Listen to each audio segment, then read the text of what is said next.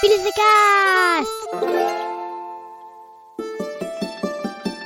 Encore un week-end chez Tonton. La solution sans sas qui marche à tous les coups. Tu peux m'aider? Tu vas voir, ça va le faire. Oh non, pas la douche. Des solutions à tous les problèmes? Eh ben oui, c'est possible. Merci Rémi. Un podcast aussi carrément bien, je suis pas sûr qu'il y en ait d'autres.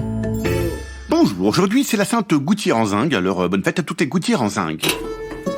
Cher, très cher, admirable et charmant auditeur, vous êtes formidable parce que vous êtes de plus en plus nombreux à écouter ce podcast qui résout tous les problèmes des enfants, tous, absolument tous, et ça, c'est génial.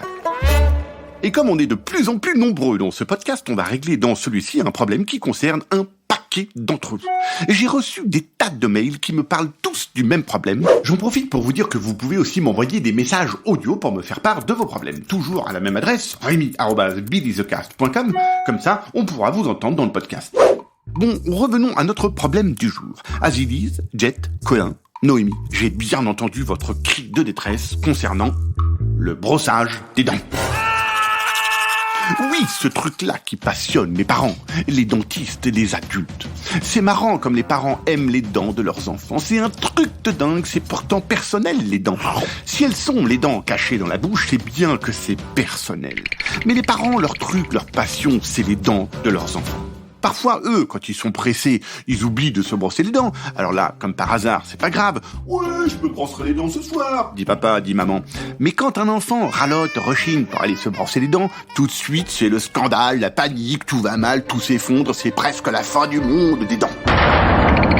Et là, il faut aller se les brosser les dents, et pendant 3 minutes encore. C'est bon, les parents, laissez les dents de vos enfants un peu tranquilles, les dents et les enfants. Elles ne vont pas devenir bleues, elles vont pas devenir rouges, elles vont pas devenir vertes, les dents. Elles ne vont pas non plus s'échapper, hein. On sait tout le temps où elles sont, dans la bouche. Bref, voici tout de même la première solution pour les parents. Quand on te dit « Va te brosser les dents ». Tu t'es brossé les dents ? Mais veux-tu bien aller te brosser les dents ? Brosse-toi les dents d'abord. File te brosser les dents. Eh bien, toi, tu y vas, mais avec ton enceinte Bluetooth et une bande dessinée. Juste avant de claquer la porte, tu hurles « Ouais, c'est bon, je me les brosse les dents, si ça vous intéresse de le savoir ». Et puis tu mets ce podcast, là, maintenant, et à fond, et assis sur les toilettes, tu lis ta BD. Tu peux bien sûr en profiter pour faire un petit pipi, comme ça tu perds pas de temps. Voilà, t'es bien installé, monte le volume et c'est parti.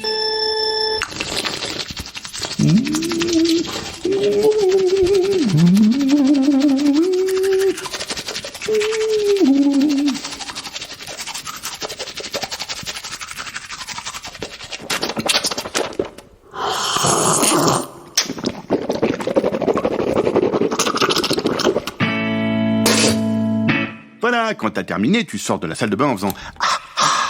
Les parents, ils aiment bien quand on fait « Ah !» Ils pensent que les dents sont toujours bien propres. Alors bien sûr, si jamais, ça ne fonctionne pas, ma solution, j'ai une autre solution.